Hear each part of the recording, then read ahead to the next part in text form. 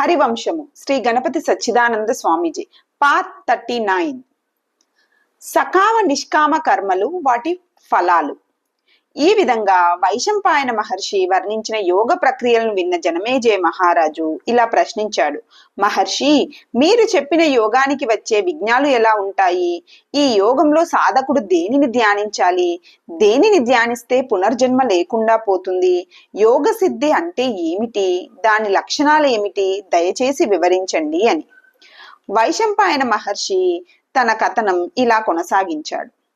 జనమేజయ, మంచి ప్రశ్న వేశావు, శ్రద్ధగా విను. సాధకుడికి వైరాగ్యం లేనప్పుడు యోగ విఘ్నాలు రకరకాలుగా వస్తుంటాయి. వాటిలో మొదటిది పంచేంద్రియ వ్యామోహం. యోగి ముందుగా దీన్ని దాటాలి. ఆ తర్వాత యోగికి పంచేంద్రియ సిద్ధులు వస్తాయి. పంచేంద్రియ సిద్ధులు అంటే దూరదర్శనం, అంటే దూరంలో ఉన్న వస్తువులను ఇక్కడి నుంచే చూడగలగటం. దూరస్పర్శనం, దూరంలో ఉన్న వస్తువులను ఇక్కడి నుంచే ముట్టుకోగలగటం. దూర శ్రవణం, దూరంలో ఉన్న శబ్దాలను వినగలగటం. దూరస్థ గంధ గ్రహణం, దూరంలో ఉన్న వాసనలను గ్రహించగలగటం. దూరస్థ రసగ్రహణం, దూరం నుంచే ఆయా పదార్థాల రుచులను గ్రహించగలగటం. ఈ 5 సిద్ధులు చాలా ఆకర్షకంగా ఉంటాయి. కానీ జ్ఞానయోగానికి ఇవి విఘ్నాలే. యోగి వీటిని కూడా పరిత్యజించాలి. ఈ మానవ దేహానికి పంచేంద్రియాలు, నవద్వారాలు అనేవి ప్రధాన అంగాలు. యోగి అయిన వాడు తన మనోబలంతో వీటన్నింటినీ నిరోధించి ఆ తర్వాత మనస్సులో ఉదయించే కామ క్రోధ లోబాదులను కూడా నిగ్రహించి యోగ సాధనలో ముందుకు సాగుతున్నప్పుడు ఆ యోగి యొక్క శిరోభాగంలో నుంచి గొప్ప ధూమం వంటిది బయలుదేరుతుంది. ఆ ధూమం రకరకాల రంగులతో, ఇంద్రధనస్సును మించిన రంగులతో పెరిగి పెరిగి చివరికి రెక్కలు గల పర్వతాలు ఆకాశంలో ఎగురుతున్నట్లుగా కనిపిస్తూ ఉంటుంది. ఒక్కొక్కప్పుడు ఆ ధూమాలు నల్లని మేఘాలలాగా మారి పెద్ద పెద్ద జలాధారాలు వర్షించి ఆ జలమంతా ఆ యోగి శరీరంలోకే ఇంకిపోతుంది. మరొకప్పుడు ఆ యోగి శిరస్సులో నుంచి పెద్ద పెద్ద అగ్నిజ్వాలలు వెలువడతాయి. ఆ జ్వాలల నుంచి వేలకు వేల నిప్పు రవ్వలు విరజిమ్ముకుంటూ బయటకి వస్తాయి. క్రమంగా ఆ నిప్పు రవ్వలు యోగి యొక్క శిరస్సు నుంచి మాత్రమే కాక శరీరం మొత్తం నుంచి వెలువడతాయి. కొంతసేపటికి ఇందాక చెప్పిన జలధారలు, ఇప్పుడు చెప్పిన అగ్నిజ్వాలలు ఒకదానితో ఒకటి కలిసిపోతాయి. ఆ యోగం ఇంకా సాగగా అగ్నిజ్వాల జలధార సంయోగం నుంచి గొప్ప వాయువు వీస్తుంది. ఆ వాయువు యోగిలోని సూక్ష్మ ప్రాణాన్ని వృద్ధిపరుస్తుంది. ఆ వాయువే ఇంకా పెరిగి భయంకరమైన ధ్వనిని పుట్టిస్తుంది. ఆ తరువాత అగ్ని, జలము, వాయువు, భూమి అనే ఈ 4 భూతాలు కలిసి వేలకు వేల రూపాలను సృష్టి చేస్తాయి. యోగి యొక్క యోగ వేగం ఇంకా పెరిగినప్పుడు ఈ చతుర్భూతాలే ఒకదానితో ఒకటి కలిసి రాబోయే సృష్టికి మూల కారణాలుగా నిలబడతాయి. యోగి తన మనస్సును తన భ్రూ మధ్యంలో కేంద్రీకరించినప్పుడు ఏ సూక్ష్మ తేజస్సును దర్శించగలుగుతాడో ఆ తేజస్సే విరాట్ పురుషుడు. ఆ విరాట్ పురుషుణ్ణి ధ్యానించడం ద్వారా బ్రహ్మత్వ స్థితిని అందుకున్న పురుషోత్తముడైన యోగి తనకన్నా ఆ విరాట్ పురుషుడి కన్నా కూడా భిన్నమైన జీవులను సృష్టించగలుగుతాడు. అలాంటి యోగి సాక్షాత్తుగా విష్ణు స్వరూపుడైపోతాడు. అతడే వ్యక్త స్వరూపుడు. అతడే సనాతుడు. అతడే సర్వ విద్యలకు ఆధారభూతుడు. ప్రళయాన్ని కలిగించేది, ముగించేది కూడా అతడే. అదే యోగి తన యోగ ప్రభావంతో తన స్థూల దేహాన్ని పరిత్యజించి పరమాత్మలో కలిసిపోయినప్పుడు అంతకు ముందు అతడి ద్వారా వెలువడిన రకరకాల జీవులు, పదార్థాలు మళ్ళీ అతనిలోనే కలిసిపోతాయి. అంటే కుండ పగిలి మట్టి అయిపోయినట్లుగా ఆ జీవులందరూ ఆ యోగిలోనే లయించిపోతారు. ఇలా లయించిన జీవులలో కర్మక్షయాన్ని సాధించుకున్న వారు పంచభూత బంధాల నుంచి, ఇంద్రియ బంధాల నుంచి విముక్తులై బ్రహ్మత్వాన్ని పొందుతారు. అలా కాక కర్మ బంధాలలో మిగిలి ఉన్నవారు, సకామ కర్మలను ఆచరించేవారు ధూమ మార్గాన్ని పొందుతారు. అంటే వారి సూక్ష్మదేహం పునర్జన్మలను పొందించే మార్గంలో ప్రయాణం చేస్తుంది.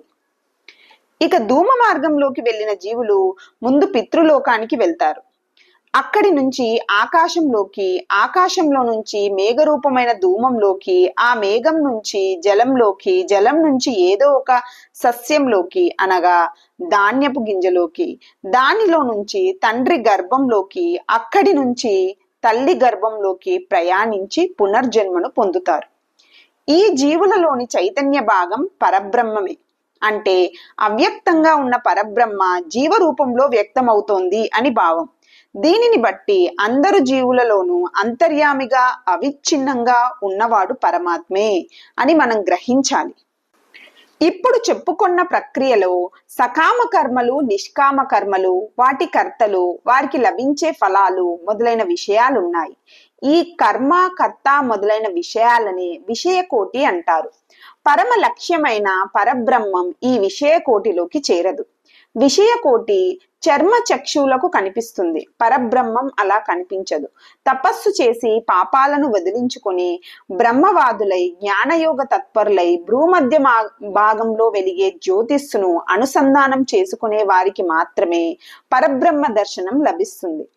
అలాంటి వారికి బంగారమే గొలుసుగా, కిరీటంగా కనిపించినట్లుగా ఆ పరబ్రహ్మమే కర్మ, కర్త మొదలైన వివిధ విషయాల రూపంగా కనిపిస్తోందని ప్రత్యక్షంగా అనుభవం అవుతుంది.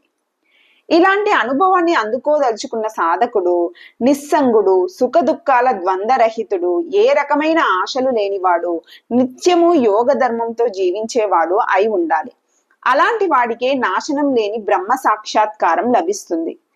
ఈ పరబ్రహ్మమే స్పృష్టి స్థితి లయలను మూడింటిని నిర్వహిస్తూ ఉంటుంది. ఆ పరబ్రహ్మే యోగ సాధకులకు యోగానుగుణమైన ఫలితాలను అందిస్తుంది. ఆ పరబ్రహ్మమే ధర్మాన్ని రక్షించి లోకాలను నిలబెడుతూ ఉంటుంది. పరబ్రహ్మలో నుంచి జగత్తు ఉత్పత్తిని పొందినప్పుడు త్రిగుణాల ద్వారా ఆ ఉత్పత్తి జరుగుతూ ఉంటుంది. ప్రళయం వచ్చినప్పుడు ఈ జగత్తు సూక్ష్మ రూపాన్ని పొంది ఆ బ్రహ్మలోనే సంస్కార రూపంగా నిలిచి ఉంటుంది. కనుకనే సృష్టి ప్రళయ చక్రం అవిచ్ఛిన్నంగా తిరుగుతూనే ఉంటుంది.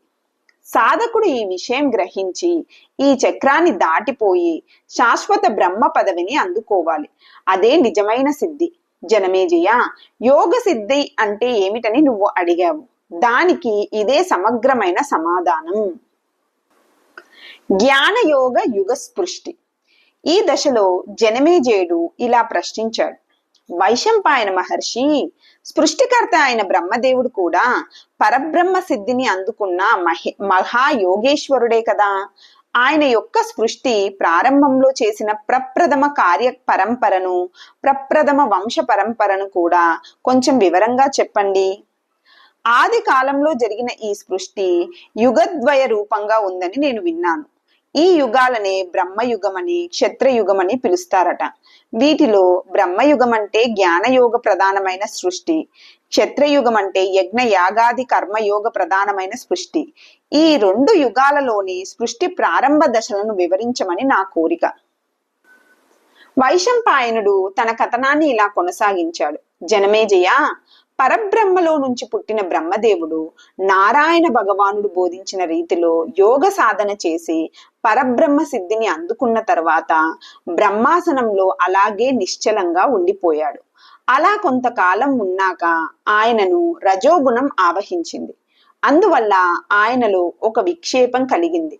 అంటే కొత్త ఆలోచనలు పుట్టాయి.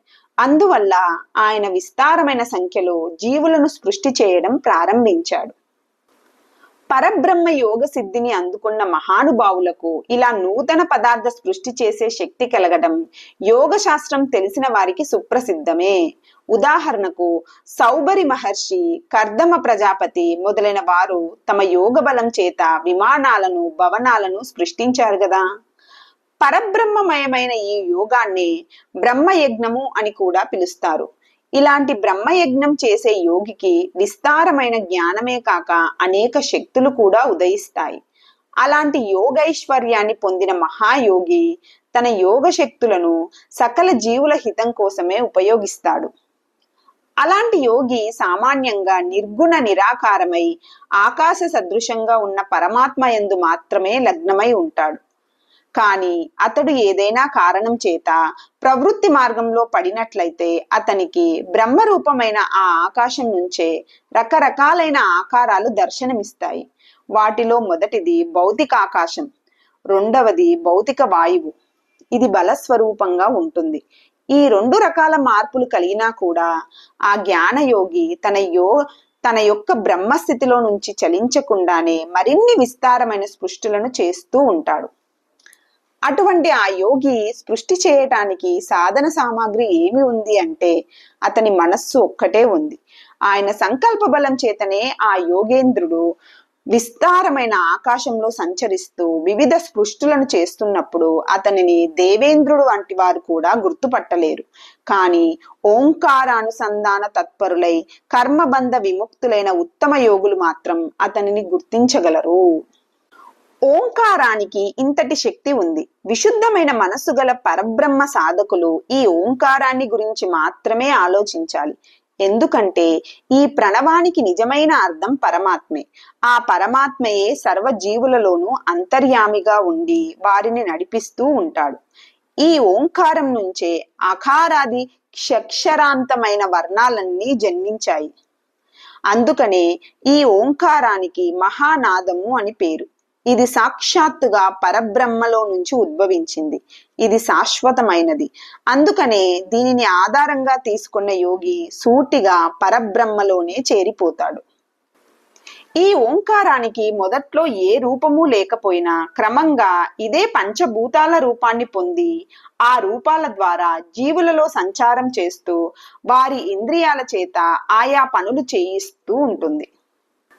పూర్వకాలంలో అంటే కృతయుగంలో సాధకులైన వారు ఈ ఓంకారాన్ని తమ గురువుల నుంచి ఉపదేశంగా పొందేవారు. దీని అనుసంధానం ద్వారానే నేను ఇందాక చెప్పిన బ్రహ్మయజ్ఞాన్ని ఆచరిస్తూ సర్వవ్యాపిత్వాన్ని అనగా పరబ్రహ్మత్వాన్ని అందుకునేవారు. ఇటువంటి యోగులు ఏ కర్మలను ఆచరించినా బ్రహ్మ ప్రాప్తి దృష్టితోనే ఆచరించేవారు, కానీ సాంసారిక సుఖాలు కావాలి అనే దృష్టితో కాదు. ఇలాంటి పరబ్రహ్మ దృష్టితోనే ఆ యోగులు ప్రాతకాల, మధ్యాహ్న కాల, సాయంకాలలో విష్ణుమూర్తిని ఆరాధించేవారు. ఇది కూడా వారికి బ్రహ్మయజ్ఞమే. ఇలాంటి వారు సాక్షాత్తుగా బ్రహ్మస్వరూపులుగానే ఉండేవారు. ఎందుకంటే పరబ్రహ్మను గురించి సమగ్రంగా తెలిసిన యోగి స్వయంగా పరబ్రహ్మే అయిపోతాడని సాక్షాత్తుగా వేదమే చెప్పింది. బ్రహ్మవిద్ బ్రహ్మైవ భవతి అని. ఈ పరబ్రహ్మ రసాత్మకం. రసము అంటే ఆనందం. రసోవై సహా అని శృతి. యోగీశ్వరుడు తను కల్పించుకున్న వికారాలన్నీ అనగా రూప విశేషాలన్నీ లయింప చేసుకున్న తర్వాతే ఈ పరమానంద స్థితిలో ఉండిపోగలుగుతాడు. జ్ఞానయోగిని పైన చెప్పిన వికారాలు అనగా కల్పిత రూపాలు ఆవరించినప్పుడు ఆ యోగికి ఆనందం కలగదు, వ్యధే కలుగుతుంది. ఆ వ్యతే పెరిగిపోయి నీళ్లలో మునిగిపోయినట్లుగా ఉక్కిరి బిక్కిరి చేస్తుంది. ఆ నీళ్లు కూడా ఒట్టి నీళ్లు కాదు, కొన్ని మరీ చల్లటి నీళ్లు, మరికొన్ని మరీ వేడి నీళ్లు అన్నట్లుగా ఆ పరిస్థితి ఉంటుంది. ఇంతటి వ్యధా సముద్రంలో పడిన ఆ జ్ఞానయోగి పూర్తిగా మునిగిపోడు. ఆ వికారాలన్నింటినీ నిరోధించి మళ్ళీ తన యథార్థ స్వరూపమైన జ్ఞాన ఐశ్వర్యాన్ని అందుకొని బ్రహ్మజ్ఞాన సిద్ధుడవుతాడు. అలాంటి యోగ సిద్ధిని అందుకున్న జ్ఞానయోగి ఇతర జీవుల ఉపయోగం కోసం అనేక విధాలైన యోగైశ్వర్యాలను ఆవిష్కరింపచేస్తాడు. ఇలాంటి యోగ దీక్షలో ఉన్న యోగీశ్వరుడికి అనేక పరీక్షలు ఎదురవుతూ ఉంటాయి. ఒక్కొక్కసారి కొందరు ఘోరకారులైన వ్యక్తులు అతని చుట్టుముట్టి కర్రలతో విరగ బాదుతూ ఉంటారు. ఒక్కొక్కసారి కళ్ళు పీకేస్తూ ఉంటారు, నాలుక కోసేస్తూ ఉంటారు. ఇవి ఒక రకం విజ్ఞాలు. ఇక రెండవ పద్ధతి ఏమిటంటే ఒక్కొక్కసారి అందమైన స్త్రీలు తన చుట్టూ చేరి నాట్యాలు చేస్తారు, మీద పడి కౌగిలించుకుంటారు, రకరకాల వయ్యారాలు చూపిస్తారు. కొందరు స్త్రీలు శిష్యులలాగా వచ్చి పాదాల మీద పడి నమస్కరించి అనుగ్రహించమని వెంటపడుతూ ఉంటారు. ఇవి మరొక రకమైన విజ్ఞాలు. ఇంకా చాలా రకాల విజ్ఞాలు వస్తూ ఉంటాయి. వీటన్నింటినీ జయించినప్పుడే ఆ యోగి యోగసిద్ధుడు అవుతాడు. అటువంటి యోగి తేజోరూపుడై ఆకాశంలో సూర్యచంద్రులలాగా ప్రకాశిస్తాడు. కాలచక్రాన్ని, ధ్రువ నక్షత్రాన్ని కూడా దాటిపోయి సంచరించగలుగుతాడు. ఇలాంటి స్థితిలో కూడా యోగ భ్రష్టత లభించే అవకాశం ఉంది. అలాంటి యోగ భ్రష్టత్వానికి ప్రధాన కారణం ఆ యోగిలో సాంసారిక విషయాసక్తి మొలకెత్తడమే. అలా యోగ భ్రష్టుడైన యోగి మళ్ళీ సాధన చేయటం ప్రారంభిస్తే మళ్ళీ అతడికి ఇది వరకు చెప్పిన వాటికన్నా ఘోరమైన పరీక్షలు ఎదురవుతాయి. వాటన్నింటినీ జయిస్తే ఆ యోగి మళ్ళీ జ్ఞానయోగ సిద్ధుడవుతాడు. అటువంటి యోగి మానవత్వాన్ని దాటి దివ్యత్వాన్ని పొందుతాడు. అలాంటి యోగి తన దేహాన్ని వదిలిపెడితే విదేహముక్తుడై పరమాత్మలో కలిసిపోతాడు. జనమేజయ, బ్రహ్మయుగాన్ని గురించి అనగా జ్ఞానయోగ యుగాన్ని గురించి నువ్వు ప్రస్తావించావు కనుక ముందుగా ఆ జ్ఞాన యోగాన్ని గురించి నేను కొంత వివరించాను. ఇక బ్రహ్మదేవుడు ఆ జ్ఞాన విధానం ద్వారా చేసిన మానసిక సృష్టి విధానాన్ని చెప్పవలసి ఉంది. దీనినే జ్ఞాన యోగ యుగ సృష్టి అంటారు. ఇక దాని గురించి సంగ్రహంగా చెబుతాను. పైన చెప్పిన విధంగా జ్ఞానయోగ సిద్ధిని అందుకున్న బ్రహ్మదేవుడు నవ్వుతున్నట్లుగా అలవోకగా తన మనస్సును సృష్టి ప్రక్రియ మీద లగ్నం చేశాడు. అప్పుడు ఆయన తన నేత్రాల నుంచి అందగత్తెలైన అప్సరసలను సృష్టి చేశాడు. నాసికాగ్రం నుంచి గంధర్వులను సృష్టి చేశాడు. ఆ తర్వాత అక్కడి నుంచే నృత్య గాన సమర్థులైన కళాకారులను వేల కొలది సృష్టి చేశాడు. వారే తుంబురుడు మొదలైన గంధర్వులు. తన యోగ సిద్ధి ద్వారా వేదరాశికి అధిపతిగా వేదవాణి మాతను సృష్టి చేశాడు. ఆమె రూపుదాల్చిన లక్ష్మీదేవిలాగా పరమ పవిత్రంగా ఉంది. తరువాత ఆయన కళాకారుల కోసం గంధర్వ శాస్త్రాన్ని సృష్టి చేశారు. బ్రాహ్మణుల కోసం వేద గాన విధానాలను సృష్టి చేశాడు.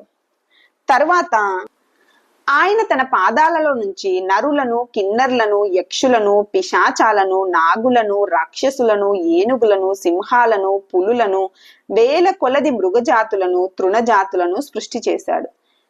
ఈ సృష్టులన్నీ ఆయా జీవుల పూర్వ కర్మ వాసనల యొక్క ఫలితాలకు అనుగుణంగా వేదోక్తమైన పద్ధతిలో ఆలోచించి మరీ సృష్టి చేశాడు.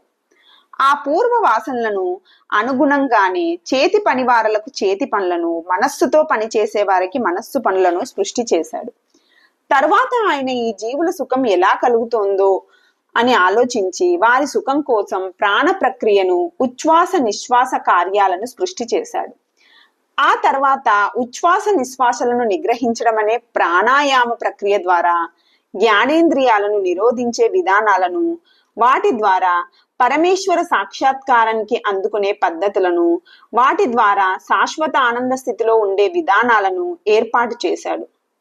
ఆయన తన హృదయం నుంచి గోవులను, బాహువుల నుంచి పక్షులను సృష్టి చేశాడు.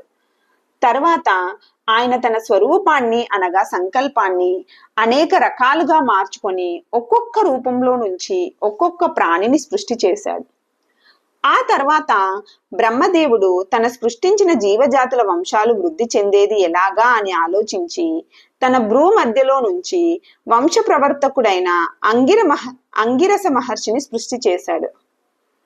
తన నుదిటి మధ్య నుంచి నారద మహర్షిని, తన శిరస్సులో నుంచి సనత్ కుమార మహర్షిని సృష్టి చేశాడు. తర్వాత ఆయన సోముణ్ణి సృష్టి చేసి అతడికి రాత్రికి బ్రాహ్మణులకు అధిపతిగా చేయటమే కాక తనకు యువరాజుగా పట్టాభిషేకం చేశాడు. ఆ చంద్రుడు జాజ్వల్యమానంగా ప్రకాశిస్తూ ఇతర గ్రహాలతో కలిసి ఆకాశంలో సంచరించడం ప్రారంభించాడు. తరువాత బ్రహ్మదేవుడు తన ఇతర అవయవాల నుంచి కదలని వృక్ష జాతులను, కదిలే జంతు జాతులను కూడా సృష్టి చేశాడు. సృష్టించబడిన ఆ జీవులు జీవించేందుకు, సుఖంగా ఉండేందుకు అనువైన స్థానాలను, ఉపాయాలను కూడా వేల వేల సంఖ్యలలో సృష్టి చేశాడు. జనమేజయ, బ్రహ్మదేవుడు చేసిన ఈ సృష్టి ప్రక్రియే ఒక యజ్ఞం. యజ్ఞం అంటే నిష్కామ కర్మ. ఇదే బ్రహ్మ యజ్ఞం, ఇదే జ్ఞాన యజ్ఞం, ఇదే జ్ఞాన యోగం, ఇదే సాంఖ్య యోగం. దీనిలోనే సృష్టి ధర్మము, శరీరాలు, శరీరదారులైన జీవులు, వారి ఏకత్వము, భిన్నత్వము, జననము, మరణము, కాలము, విజ్ఞానము, ఆత్మానుభావము అన్నీ ఇమిడి ఉన్నాయి.